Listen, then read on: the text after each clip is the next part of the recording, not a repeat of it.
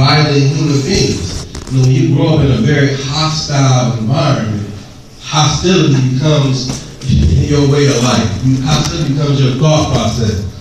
I mean, you know, growing up in you know, where I come from, Zone 8, you know, being in Zone 8, it gave me something to be, right? Because before that, I was just a regular little boy.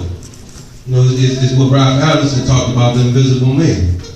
You know, it wasn't until I screamed to the world in Zone 8, and by being in Zone 8 was from this predator behavior that became a meaningful purpose. But this pathway was laid by, I watched my mama get her ass kicked every day in some form or some fashion. By the guy she was dating, by the job she was working, etc. So as a little boy, this is my indoctrination. What is at the heart of this? Self-hatred. This is what we continue to breed and continue to recycle in black communities, in black households. And as long as there's as long as there's an absence of a black movement, you know, violence will be at the level that we see in our community. When there's a high level of black folks engaging each other, black folks, violence increases in our community. You know, when a brother was dating a sister or his wife or whatever, and he was acting foolish, I'm gonna go get the FOI. He acted right? He got his stuff together. I'm gonna go get the Panthers. I'm gonna go get the BLA. I mean, whoever the organization was that had an imprint in our community, vice versa, those folks created a standard within our community how we operate. I mean, you know, truth hit it on the head in terms of like this black on black crime. I mean, it's a myth. What I mean by it's a myth. Who told us this? Who you know, why does what purpose does that serve? I'm not negating what we do to each other, but I'm acknowledging, challenging us to see who brainwashed us and using this terminology.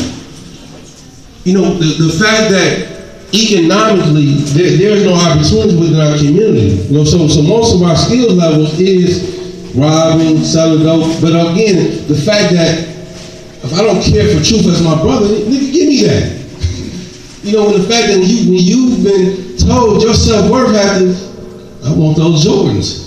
If I have a Jordans, I'm gonna be a little better, feel a little better about myself. Robbing is a job for some folks. Selling dope, till we create other opportunities, those will be the opportunities. But how do those become our opportunity in the first place? You know, again, if the analysis is about white supremacy and how it crippled the black community by creating these ponds of selling dope. I remember talking to an old head, man, when heroin was introduced in our community, they said it was so plentiful that you can just walk and you can find it. It wasn't about accident that crack cocaine found itself in black community. It's chemical warfare. It wasn't by accident, you know, you can go find an AK-47 and 9mm, and then again, you talk about self-hate. This is a recipe for self-destruction. You know, we're talking about a lot of entrepreneurship, right? But rarely are we talking about cooperative economics. What's the difference? Entrepreneurship is still talking about individuals. Cooperative economics is talking about us collectively working together. Fundamentally, we have to be consistent in what we're saying theoretically and what we're trying to practice. You know, from a cooperative economics standpoint, we're talking about building everybody up. From entrepreneurship, we're talking about building ourselves up. You know, that's where the whole thing, right? Buying black tends to be, it has a flawed analysis to it because our black business is supporting black communities. Or we just supporting black business just the fact to generate money.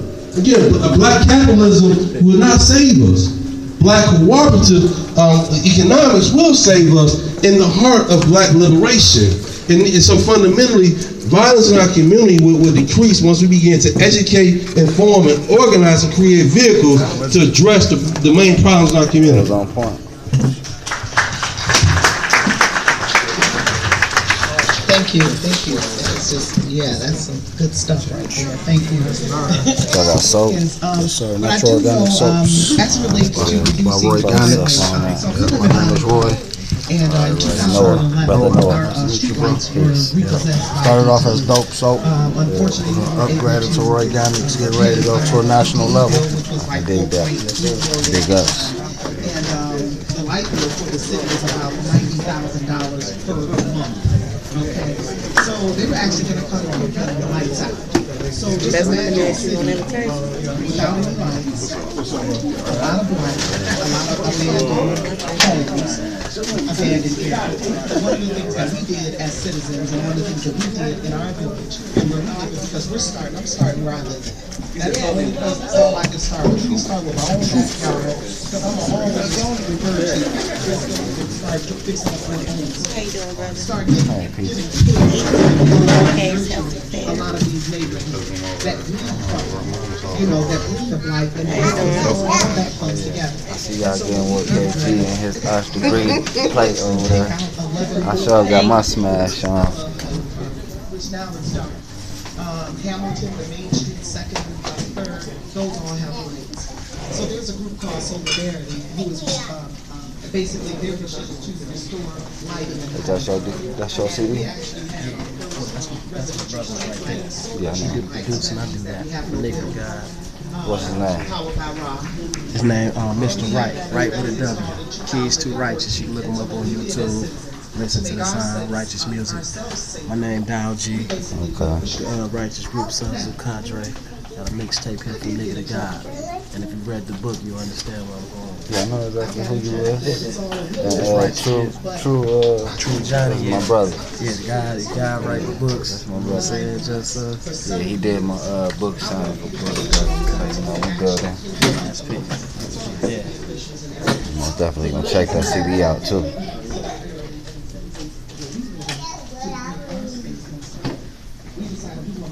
Peace. How you doing? How about yourself? All good, family.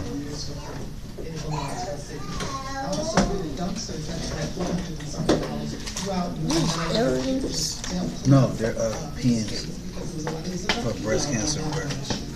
Oh yeah, representing them struggles.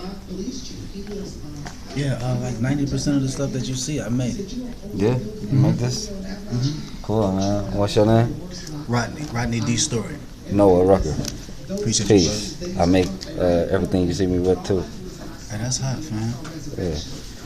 So I do That's a right. straight crown, yo. Yeah, I make crowns for the kings and the queens. How much is that? 50 and 100. These are 50. The other ones I have is 100. You got a card or something, fam? I'm gonna link up with you. I'm gonna definitely show some love. And I got your information on my podcast too. Oh, you can get grab one of them as well. Yeah, Most of we family already. We got to stay in touch. Mama, I'm gonna get a chance to chop it up with Charlie before I dip out, and we're gonna connect. For sure. Peace. You don't have street lights yet, except for the ones that Solidarity is putting there, the ones that we pay no bill for, the ones that are free. Those. That's some of the things, those are little things that we can all come together. That solar light was $6,000 and something. We could do a fundraiser. A block can do a fundraiser and restore and do that. That's if we're focused on really doing something, and something in a practical way. Something, because people like to see all that talk and they want to see something. So, yeah, so now we're putting up about 3 more in the village as well to help our people stay safe in this. So that's one of the things. Like I said, broken neighborhoods. A lot of times when you do, to reduce crime rates, a lot of these abandoned houses, what we chose to do was abandon them up and have like a room and board program and basically paint on the boards. To me, it's like in the meantime, the homework house was an abandoned house, and it was on actually the demolition list, and it was on there for years. So I tagged it with my son's Falcon on there, Jacoby Rock Park. Tagged it, and it's been like that. And I used to always swear if they came and tore it down, I would stand in the in front of it. But yeah, I had that already planned. But I ended up buying it and getting it off the demolition list. But those are some of the things that can help to reduce crime as you beautify. Because what happens is that the folks that you think that are crimers, they actually are attracted and they actually help. One of the things that we do, we're very inclusive in the village, and I've always been that way with the with the brothers that work at the rescue mission. They're there. I made a park for them, benches and everything. But now they're very, very protective of the space. The ones that a lot of times society like, okay, they did this, they're over there, and they should stay there. But basically, what they did is they have ownership now because they've helped over the years to actually clean up those 9 lots. And they believe and they know that that's part of where they live. That's reducing crime because guess what? They're watching. Because when I go somewhere and I come back and those brothers are sitting across the street and sometimes it's like 6 or 7 deep and they have to go in a certain time. And if the UPS truck or anybody comes over there on that porch, Miss Shoe, there was a brown truck, talking about the UPS truck. Those earrings you was telling me about? Those earrings you was saying? Oh yeah, that was pretty cool. They can tell me every single person that have their Oh, cool.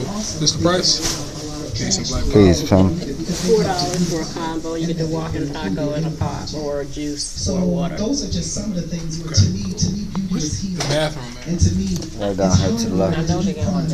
Right before the door. so once we start looking that way in these neighborhoods and start looking how we can beautify them and start protecting them, other people will protect them too, and they'll see that those are areas that are all moving. Another thing we have our own security system. See, building a village too, that meant that building every single component. And what I did was, I did my homework as a human, and I actually listed in each part of the government. I became an officer. I'm a chair rewriting the city charter right now. I was a housing commissioner. All of these things I knew that I needed to know to actually build a village. So I just put myself in those situations and just ran with it for years, just to get myself up to snuff and just get some practical things into play. So we have our own security in Hyde Park, so that means in Avalon Village. So saying that is that, guess what? I never worry about anything ever happening. Plus, we've built such a powerful vortex over the 9 years that we've taken care of the land and been stewards over the land. Is that basically when you come in or whatever, you know that it's just not a place to play. You can come build, and that's it.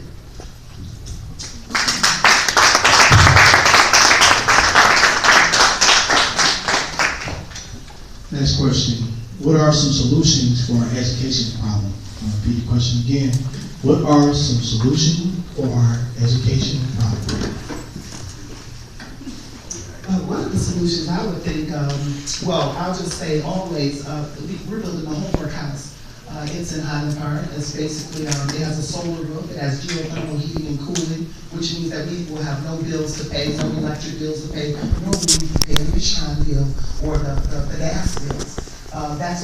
We're building that for children to be able to come after school, they eat a meal, and basically to have a home setting. A lot of children come in, they don't have the food smelling. I'm talking about like back in the day, this is what I used to have. Coming in, the food would be ready, somebody would be there to help you to do your homework, that family feeling.